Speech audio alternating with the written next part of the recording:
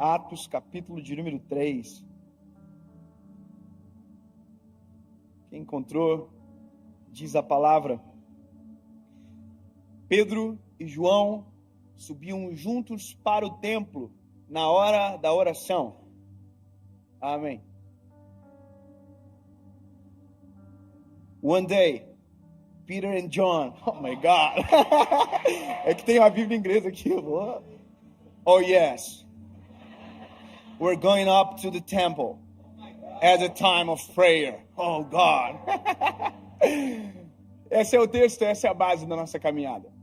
Eu quero que você preste atenção nos dois personagens que estão subindo para o templo na hora da oração. Olha, Pedro e João são dois seres completamente distintos um do outro. Nós temos o Pedro, que é o sanguíneo, nós temos o João, que é o coraçãozinho quentinho. Nós temos um que é o bravo, e nós temos do outro lado um que é extremamente calmo, amoroso. Quando você vê as histórias dos dois, nos 4 evangelhos, você entende que há uma, água e vinho, uma diferença muito grande. Inclusive, quando nós fomos colocar o nome do nosso filho, do primeiro filho, nós colocamos João, e a minha referência maior é o João, apóstolo João, discípulo João, por conta do coração dele. Você vai ver que João é o único que não morreu por uma morte trágica, morreu de velhinho. Tentaram fazer de tudo para que ele morresse. Ele não morreu de morte trágica, ele morreu de velhinho numa ilha chamada Patmos, a ilha da serpente. Colocaram ele lá para que ele morresse atacado por uma cobra, que ele morresse morto por uma fera, mas a Bíblia diz que ele não morreu dessa forma. Ele morreu de velho. Não estou dizendo que Pedro seja inferior a ele, jamais. Mas o que eu amo muito no João é que você vê João ficando com Jesus até o final na cruz. Jesus está na cruz e João está embaixo, olhando para Jesus. Ele é o único que permanece. E o último suspiro de Jesus, a fala que antecedeu foi: João, a partir de agora Maria é sua mãe. E ele olhou para Maria e disse: mãe, agora o João é o seu filho. João ficou até o último com Jesus. E também foi o único que teve o privilégio de ver Jesus glorificado. Lá em Apocalipse, no final de tudo, a Bíblia diz que ele estava andando e ouviu uma voz. A Bíblia diz: e quando me virei para ver, oh, aleluia, dos seus olhos saíam chamas de fogo. Oh, aleluia. Ele ficou com Jesus até o final e foi o único que viu Jesus glorificado. Eu vou encurtar a história. Eu quero que você entenda que daqui temos uma referência muito linda, João, e temos o Pedro, que também é extremamente lindo, corajoso. O Pedro, ele é muito doido. Eu sempre digo que toda vez que eu leio a Bíblia, eu queria ser João, mas eu sou Pedro. Ansioso, afoito. Eu tenho histórias que eu tenho um pouco de agonia quando eu leio do Pedro, que eu digo assim: como é que Jesus não demitiu Pedro por justa causa? Uma das coisas, eu vou só lembrar uma história, porque eu quero me fixar no texto, mas uma das histórias de Pedro é Jesus que curou aquela mulher do fluxo de sangue. Lembra? A Bíblia diz que havia uma multidão apertando Jesus. Jesus para, uma multidão está sufocando ele. Jesus para e diz: alguém me tocou. E o Pedro viu que tinha uma multidão tocando Jesus. O Pedro faz isso aqui, ó. Excuse me. Excuse me, com licença. Com licença. Como assim alguém te tocou? A multidão te aperta. Era como se Pedro estivesse falando para Jesus assim, ó. Pedro era carnal. Jesus tinha que ter dito para Pedro assim: Pedro, cala a tua boca, Pedro. Mas Jesus estava treinando Pedro. Jesus olha para Pedro e diz: Pedro, eu senti que de mim saiu virtude. Alguém me tocou diferente. Parece que eu vejo que Pedro fez assim: ai, não entendi. Porque a visão de Pedro era uma, a visão de Jesus era outra. Pedro deu uma facada no servo do sumo sacerdote. Pedro teve a ousadia de pedir para andar sobre as águas. Era para ter João ido. Se a gente é Jesus e o Pedro pede, a gente fala assim: Pedro, menos, Pedro. João, vem. Porque a gente trata assim, com muito mérito, E Jesus trata com graça.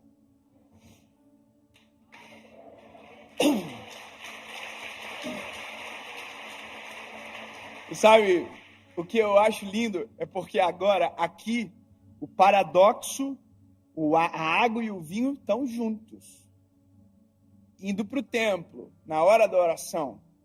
Ou seja, nós podemos ser até diferentes, mas se tivermos o mesmo propósito, a gente consegue andar junto. Espera aí, temos que ter um consenso da irmandade aqui hoje. Nós podemos até ser diferentes uns dos outros. Personalidade pode ser muito distinta, mas se o nosso propósito for o mesmo, a gente consegue agarrar um na mão do outro e andar junto para o mesmo lugar. O que divide as pessoas não é a diferença de personalidade, é a diferença de propósitos. Olha, eu e minha esposa, nós temos personalidades completamente distintas uma da outra. Eu sou o Pedro, ela é o João no casamento. Mas como a gente tem um propósito, a gente está 10 anos juntos. E vai ser até que a morte nos separe. Agora, eu fiquei lendo esse texto algumas vezes porque eu queria entender algumas coisas. Primeiro, Pedro e João juntos, ok. Primeiro, é lindo ver isso. Segundo é que Jesus não está agora na receita. Jesus já tinha ascendido aos céus. E terceiro, eles estão indo orar. Mas como é que ora agora? Vocês tinham acabado de ser batizados no Espírito Santo. Então, são coisas que a gente precisa compreender e que vai fazer muita diferença para a nossa mensagem hoje. Pedro e João, vamos fazer um replay na vida deles lá atrás. Vamos voltar um pouquinho. Eu quero parar em Atos 1, mas eu vou voltar lá nos Evangelhos. Olha a vida deles como que era. Primeiro, não tinham a princípio nenhum futuro aparente. Todos eles eram comuns, totalmente comuns. Histórias normais daquela época. Pedro era um pescador que inclusive estava vivendo a pior fase da vida dele. Até o dia que Jesus chegou na história. Ou seja, havia uma normalidade na vida deles, até que Jesus chegou na história. E quando Jesus chegou na história deles, a vida deles mudou para sempre. Porque agora havia um homem que andava na frente deles, que abria o caminho para eles, que olhava por eles, dava comida para eles, fazia por eles. Era o nosso Senhor Jesus. E durante 3 anos e meio, essa foi a vida deles. Durante 3 anos e meio, a pessoa que eles, quando abriam os olhos, viam, simplesmente era Jesus Cristo de Nazaré. Eu não sei você, mas devia ser uma coisa muito doida. Você acordar de manhã assim, abrir os olhinhos, bom dia. E quem está na sua frente? Quem criou o dia?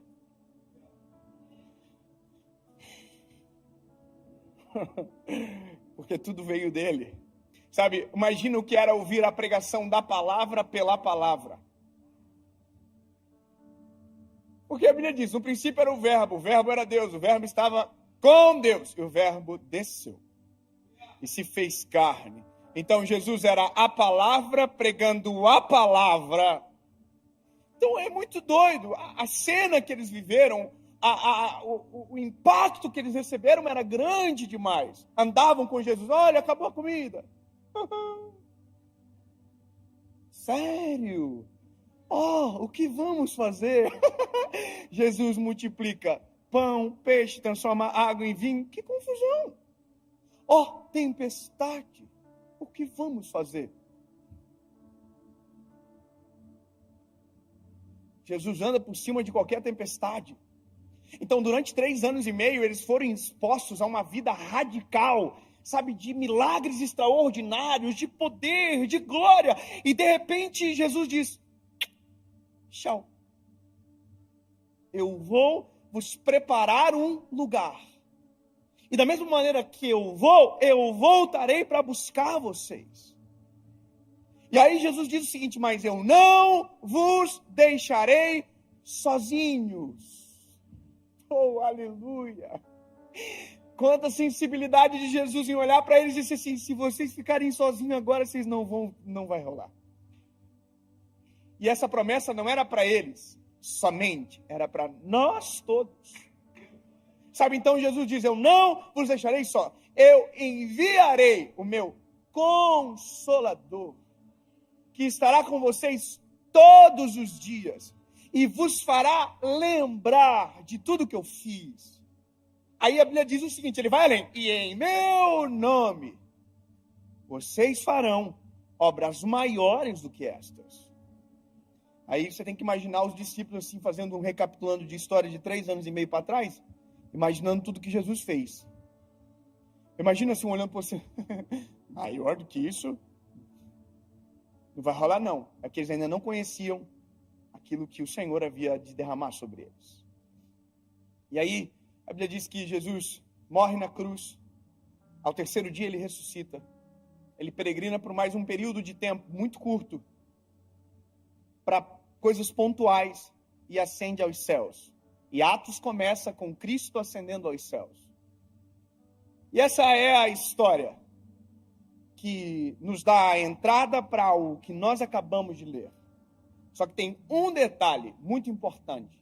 E o detalhe muito importante é que havia uma promessa de Jesus sobre os homens, sobre Pedro, sobre João, e que era a descida do Espírito Santo sobre eles. Sabe, era o que geraria dentro deles algo sobrenatural. Até então, quando nós olhamos para a palavra, o Espírito não era derramado sobre toda a carne, o Espírito era derramado sobre um por geração. Sansão, Moisés, Abraão. Deus levantava um homem, e aquele era aquele que tinha um acesso. E aí quando nós olhamos, por exemplo, para a parte onde havia a Arca da Aliança, apenas um homem tinha acesso à presença do Eterno. E esse era o sacerdote. Não eram todos que acessavam, não eram todos que recebiam, não eram todos que contemplavam, poucos eram os escolhidos. Não foi uma geração de Sansão, foi um Sansão para uma geração. Sabe? Então, quando você olha toda essa história, você começa a entender agora a expectativa que está pairando sobre o coração dos discípulos. Olha, o que virá sobre nós? O que será derramado sobre nós? E a Bíblia diz que eles estavam no templo, adorando e bendizendo o nome do Senhor, até que o Espírito descesse sobre. Interessante porque não tem Jesus na receita, não tem Espírito Santo na receita, porque nada ainda aconteceu. E Deus está no céu. Então, eles adoram e não sentem nada, clamam e não sentem nada, há um vazio.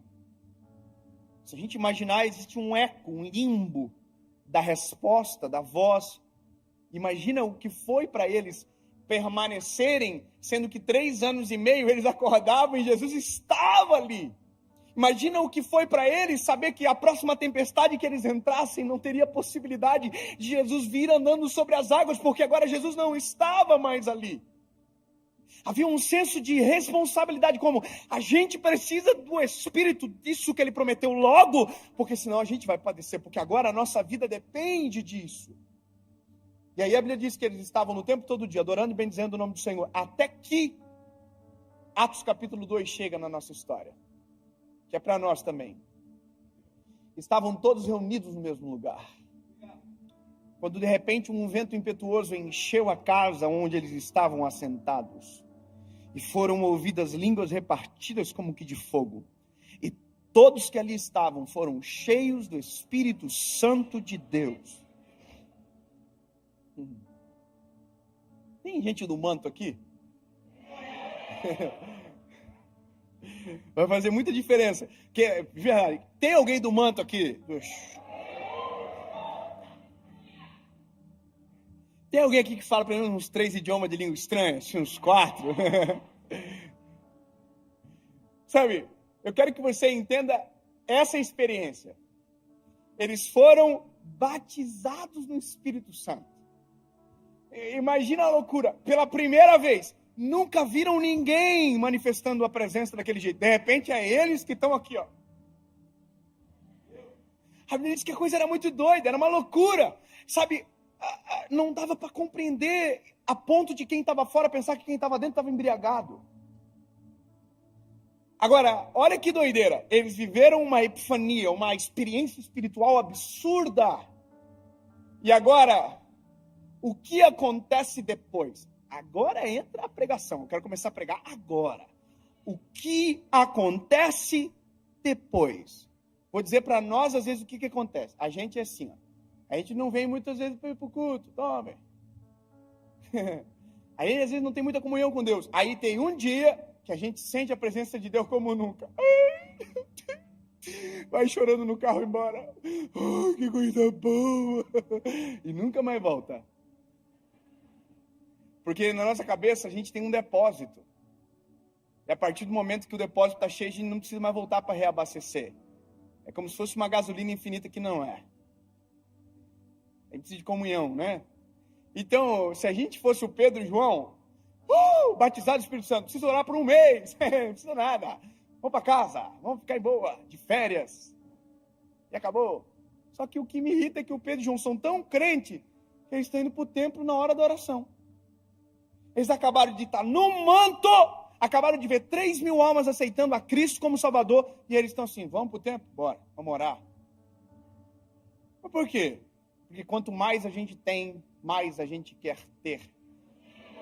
Porque quanto mais da presença, melhor. Quanto mais comunhão com o Senhor, melhor. Quanto mais vida no altar, melhor. Quanto mais cheio da presença, melhor. Porque não é o fato de ser cheio, é o fato de transbordar a presença e alcançar quem está à nossa volta.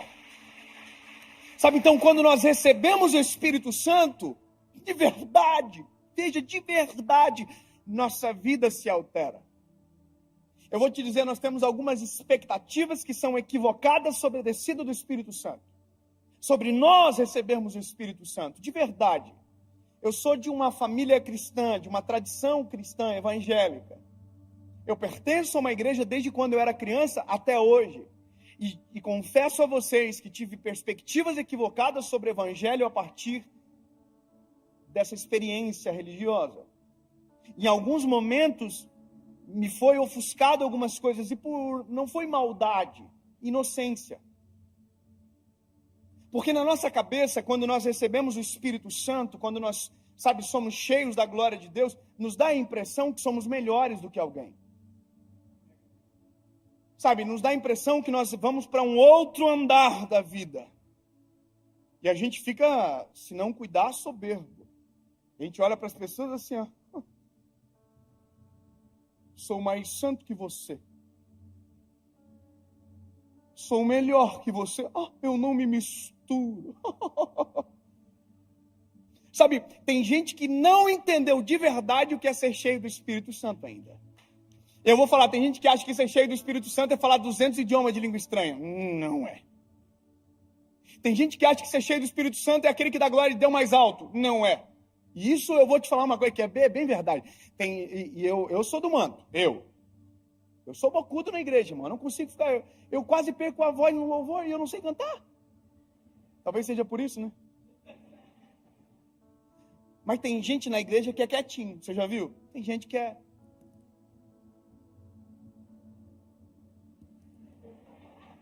Mas tem um irmão que está aqui... Fala! E aí, às vezes, esse irmão olha para o que está quietinho e fala assim, frio. O que a gente não sabe é que, às vezes, aqui dentro do quietinho tem um negócio pegando fogo, um coração cheio da presença do Espírito Santo, e a gente não sabe. Porque na nossa cabeça foi construído que crente é o que... Ai, as pessoas quebram. Mas não é. Ser cheio do Espírito Santo é ser cheio de Deus. Ser cheio de Deus é ser cheio dos atributos que Ele detém. Ser cheio de Deus é ser cheio de amor, benevolência, compaixão, misericórdia, justiça. É isso. Ah, então não é? Não é que não é, é que é algo a mais. É algo a mais. O pastor André, o senhor estava falando aqui agora, não é pregar com palavras somente. Sabe, é porque quem tem só a teoria e pensa que detém o Espírito só tem palavras, não tem vida no negócio. Então eu acho maravilhoso, é isso aqui, ó, o Pedro e o João. Irmão, eles estão no manto. o João talvez esteja mais assim, ó. Mas o Pedro, irmão, o Pedro está aqui, ó. Quem é do manto entendeu a paráfrase aqui, ok? O Pedro e o João estão indo para o templo na hora da oração, irmão. Eles estão aqui, ó. Comunhão, queremos mais. E aí estão indo para o templo. Oh, aleluia. E nós, top. Só que quando eles estão chegando no templo, a Bíblia diz que tem um coxo sentado à porta do templo. E o coxo está na porta do templo há anos. Desde sempre. Com a mãozinha assim. Me dá uma esmola, por favor.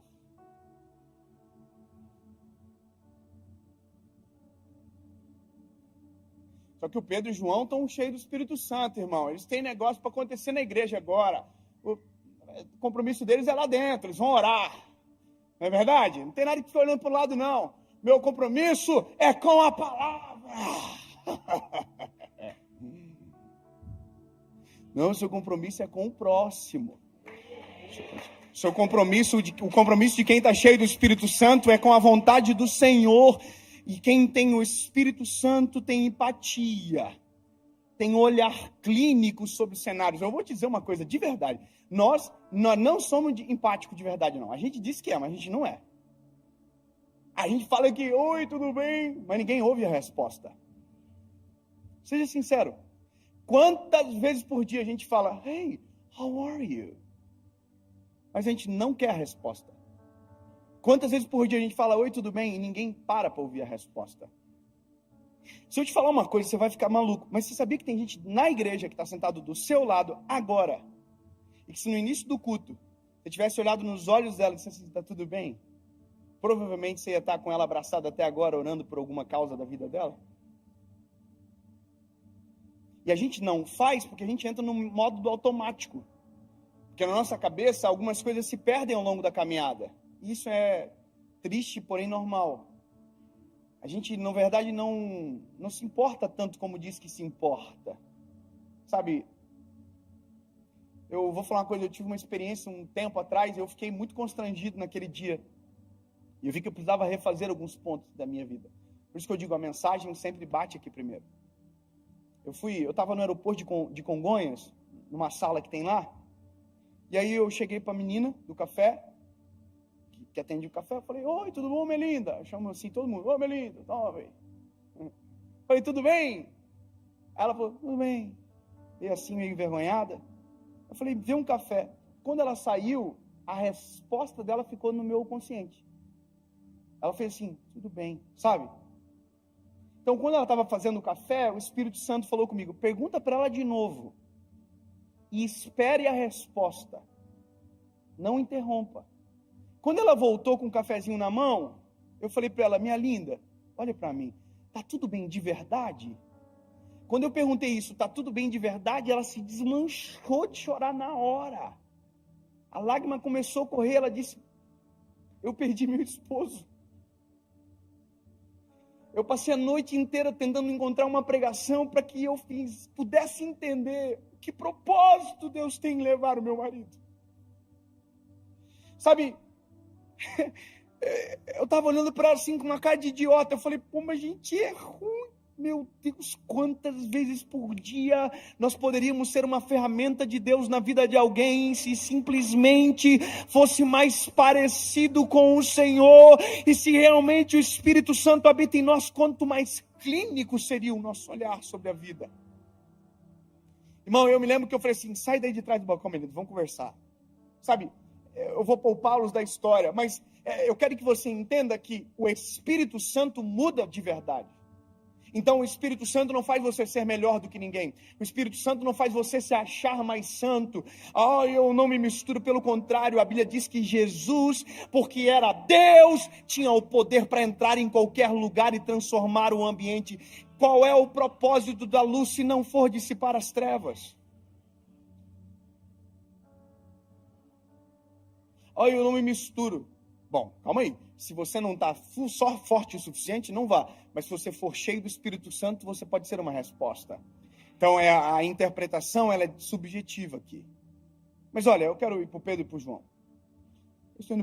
Eu queria alguém para ser o coxo, para me ajudar. Tem algum pastor jovem aí? Pode me ajudar? Ô, Vini, me ajuda.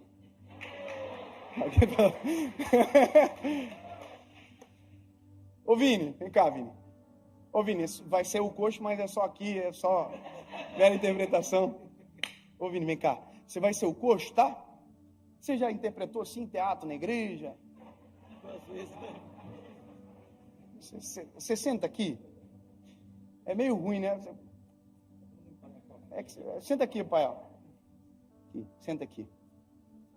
Você é o coxo. Agora só. Fique claro. Olha.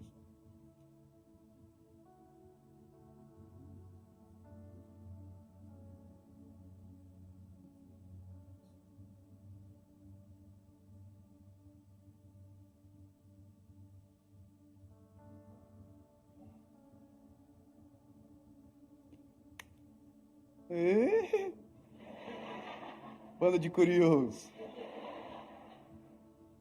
Vem cá, Dedé. Vai ser o João. Eu vou ser o Pedro. O que é isso aqui? Tudo bem? Tá feliz, né? É que isso aqui vai gravar tanto na cabeça das pessoas que a gente nunca mais vai esquecer desse dia. Então, tu é o João porque tu é mais bonzinho. Já tem mais jeito de bonzinho. Eu, mais vida louca, então eu sou o Pedro. Nós estamos indo para o templo orar. Nós acabamos de receber uma carga do Espírito Santo. Nós estamos no manto. Pegou. Tem um telefoninho. Então nós vamos agora, vamos.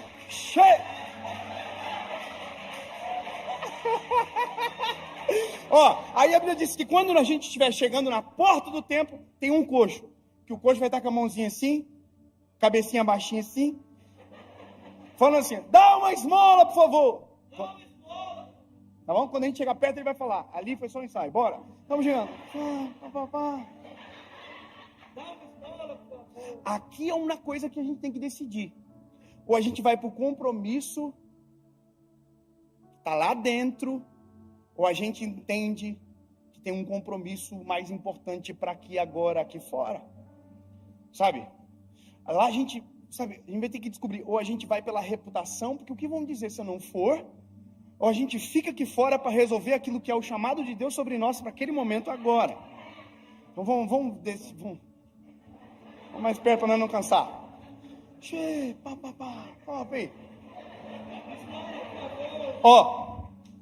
Pediu uma esmola e a gente parou. Aqui tem uma pregação já. Baixa a cabeça, você não está prestando atenção na pregação. Porque a Bíblia diz que o Pedro e o João pararam e ninguém para dar esmola. Para dar esmola, porque é isso que ele está pedindo. Ele diz, eu quero uma esmola. A Bíblia diz, eu quero uma esmola. Mas para dar esmola ninguém para. Para dar esmola a gente faz correndo. A gente dá o que sobra. A gente pega sem ver, se for moeda a gente dá, se for nota a gente olha. E nós estamos acostumados a dar esmolas. Porque esmola não tem vínculo, esmola é mais rápido, esmola não exige tempo, esmola não tem preocupação genuína, esmola a gente pode dizer assim, Deus te abençoe, mas na verdade a gente não quer nem ligar. Então quando Pedro e o João param, eles já estão pregando para nós, para aquele tempo e para o coxo. Ele está dizendo, eu me importo, porque só para quem se importa, só para quem é cheio do Espírito Santo.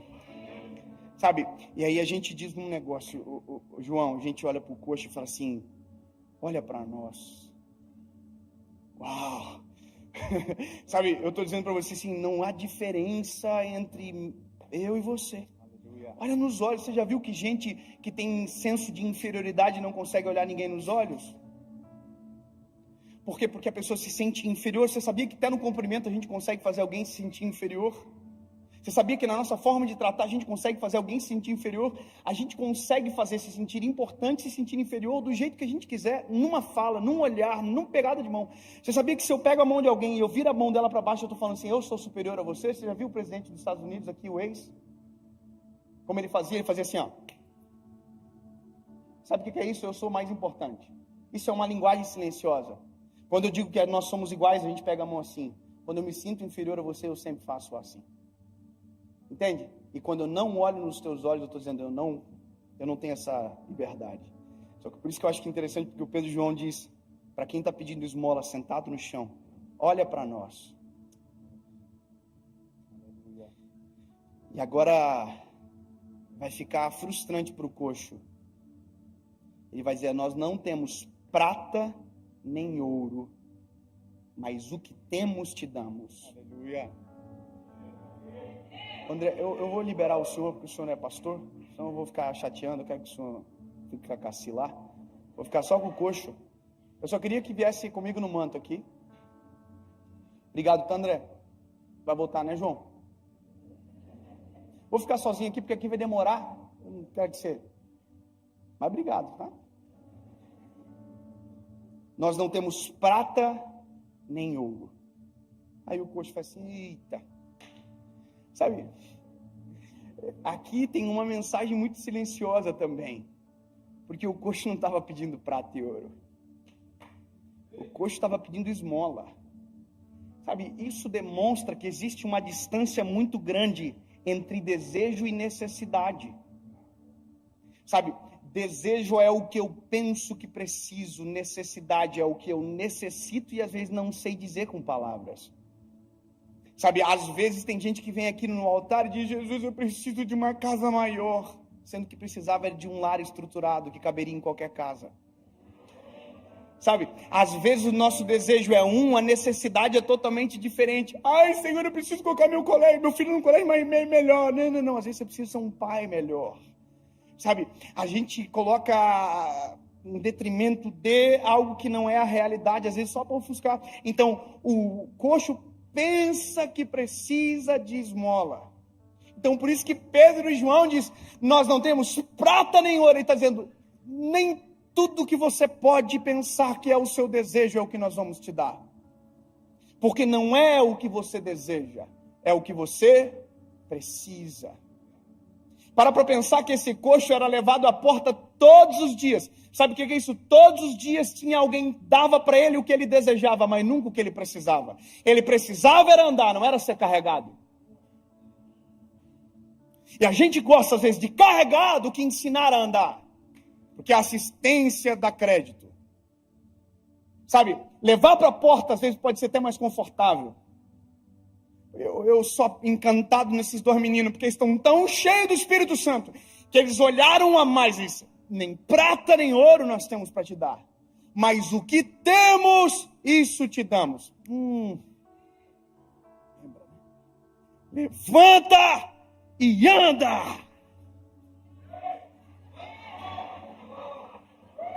Não virou. Não vai, não? Faz de novo. Pode acontecer, né? Às vezes o coxa... Pedro, João, tô indo pro templo. Aí eles chegam, eles param, eles dizem, olha para nós. Não, faltou tu pedir esmola ali. Vamos lá, rapidão. Paramos. Olha para nós. Nós não temos prata nem ouro, mas o que temos te damos. Levanta e anda.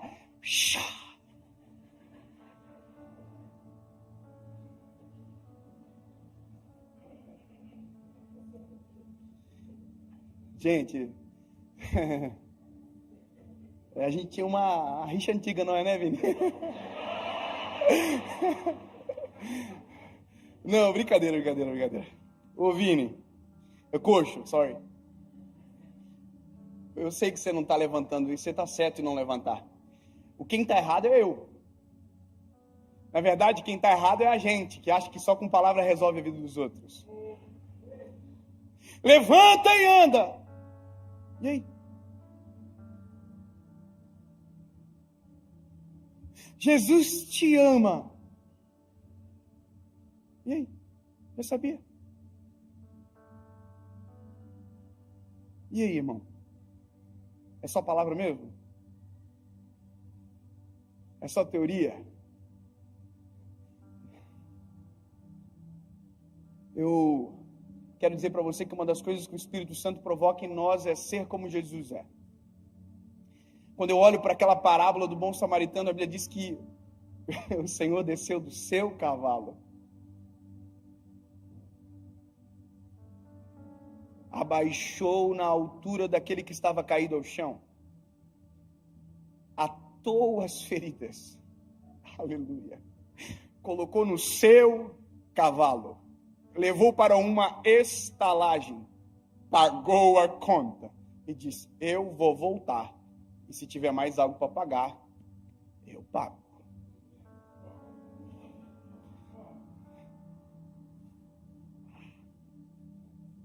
Pede esmola. Uma esmola, por favor. Oh, aleluia. Nós não temos prata nem ouro. Desculpa, olha para nós. Eu não tenho prata nem ouro, mas o que eu tenho, isso te dou. Aleluia. Só dá quem tem, sabe? Quem tem é diferente. Ninguém dá do que não tem. Então, o que eu tenho te dou. Levanta e anda. Aí a Bíblia diz: e tomando pela mão direita, levantaram.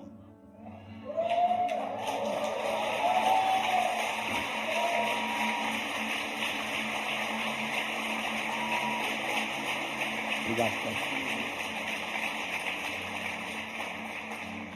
E agora? Agora tem que esperar mesmo. A Bíblia diz que a gente está esperando os arteiros se firmarem, porque quem nunca andou não é obrigado a sair correndo no primeiro dia. Quem nunca andou não é obrigado a sair pulando e fazer aquilo que eu acho legal.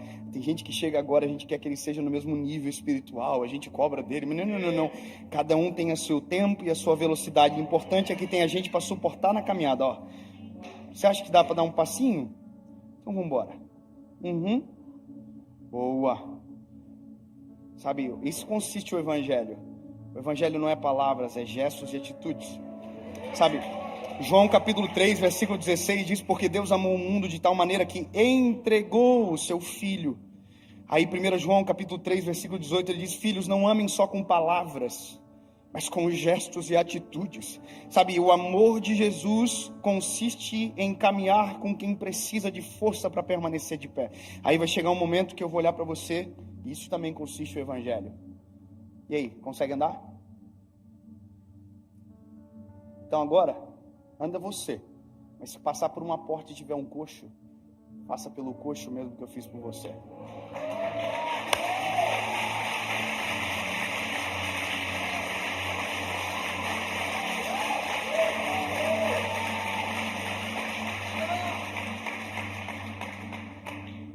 O dia que eu entendi isso, o dia que eu li, sabe, que eu vi o panorama desenhado completo, ele levantou, aleluia, e esperou firmar os arteiros. Eu fico imaginando quem estava em volta dizendo assim: caraca, mano, nunca vimos ele andar, e ele está de pé.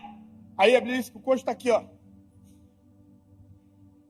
E o Pedro e João estão segurando ele, estão segurando, dando suporte. Olha que lindo, isso é igreja, dando suporte. Firmou os arteiros, agora está preparado. Sabe, a empatia é de reconhecer que nem todos caminham da mesma velocidade que a gente. Me lembro uma vez que eu estava com a minha esposa em um lugar e alguém aceitou Jesus, e a pessoa lá de trás falou, e a minha esposa ouviu: aceitando Jesus e me devendo aí, ó.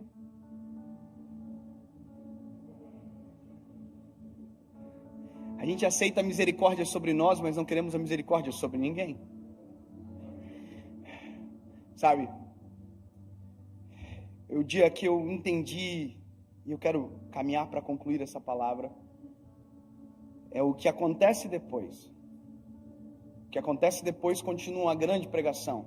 A Bíblia diz que o coxo não foi para casa. O coxo entrou no templo. O coxo entrou no templo saltando e pulando. Oh, é muito doido imaginar que alguém que nunca andou, entrou no templo saltando e pulando. Teve uma regeneração física, mas teve um milagre extraordinário. Havia uma mensagem sendo pregada. O Espírito Santo que estava em Pedro e João, agora também estava sobre a vida do coxo. Mas ficou tanto tempo caído e agora já tem o Espírito Santo? Não parece que isso a gente já ouviu alguma vez com uma frase diferente? Mas estava desviado até ontem e agora já está aí, o que está acontecendo? Mas não era esse que era um... A gente acredita na graça de Deus sobre nós, mas não acreditamos na graça de Deus sobre o outro? Queremos regeneração sobre nós, mas não acreditamos na regeneração de alguém, sabe? Concluo dizendo, o Espírito Santo transforma de dentro para fora, mas não adianta desejar a transformação do outro se aqui não tem sido completa. Então hoje é um culto de família, o nosso culto aqui como igreja. E eu amo palavras de confronto em ambientes seguros. Sabe, nós precisamos nos colocar em análise. Em que grau nos importamos? Se de verdade somos quem dizemos que somos. Sabe, se de verdade estamos socorrendo. Se de verdade somos cheios do Espírito Santo. Porque talvez hoje a sua oração seja: Jesus, eu quero ser cheio do Teu Espírito Santo. Porque eu ainda não senti isso que o David está falando aí.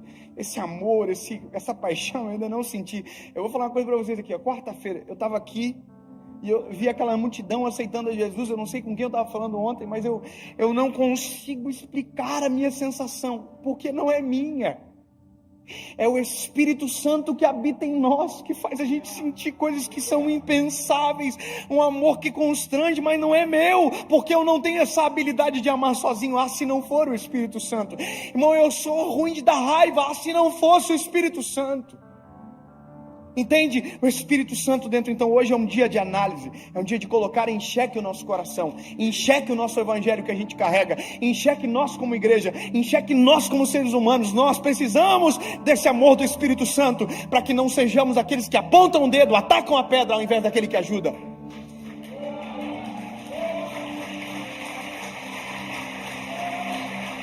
Sabe? Porque o mesmo Pedro e o mesmo João que passou pela porta e viu o coxo, podia ser um Pedro e João que passasse pela porta e dissesse assim: ó, tá aqui porque quer, tá aqui porque merece, tá aqui porque só toma a decisão errada, tá aqui porque é ruim. Só não esquece que você era o ruim antes, algum tempo atrás, aqui agora há pouquinho, 5 minutinhos atrás, você que era o que estava na porta. E se não fosse o Senhor ter socorrido você. Eu vou fazer uma oração diferente aqui essa manhã. E eu quero que seja uma lição silenciosa para você. Talvez haja surpresa, talvez não, mas deixa o Espírito Santo conduzir. Eu vou fazer um pedido aqui, dá porque não tem mais pandemia. Pega na mão de quem está do lado aí.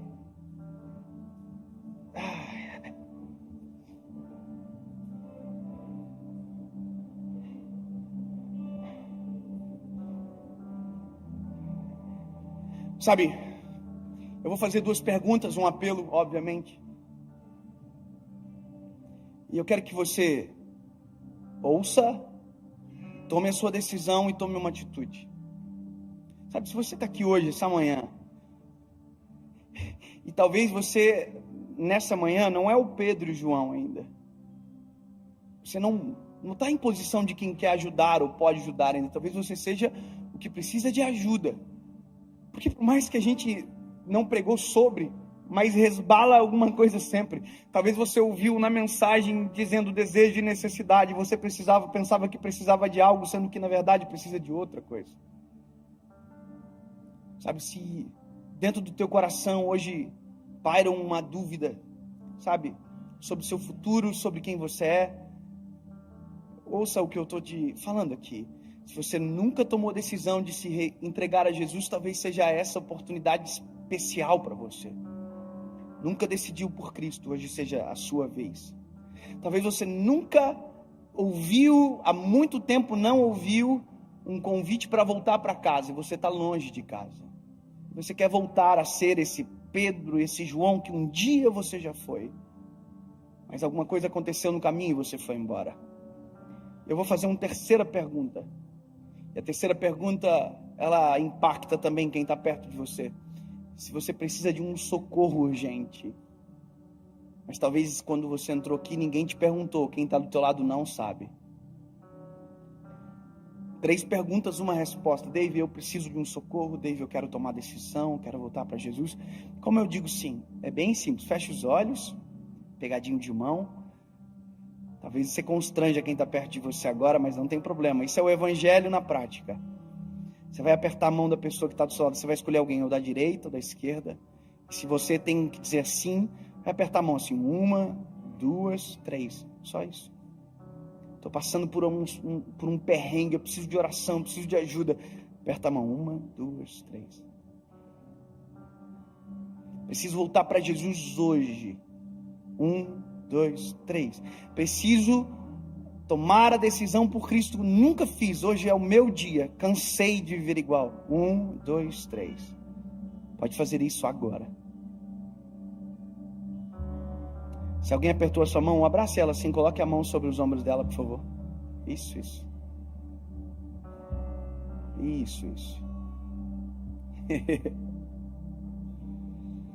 Oh, aleluia, Jesus. Nos ensina a ser como Tu és, Pai. Nos ensina a amar como o Senhor ama, a se importar como o Senhor se importa, Jesus. Sim, amigo Espírito Santo, obrigado, Jesus. Obrigado porque essa manhã é uma manhã de cura, é uma manhã de libertação, de transformação, Jesus, de vida nova. Em nome de Jesus, Pai. Em nome de Jesus. Quem teve a mão apertada, fique de pé. Quem teve a mão apertada, fique de pé. Só quem teve a mão apertada por alguém, levanta. Isso. Só quem teve a mão apertada, alguém apertou a sua mão perto de você, levanta. Se alguém apertou a sua mão, só quem teve a mão apertada, não quem apertou. Quem apertou, fica sentadinho. Uau!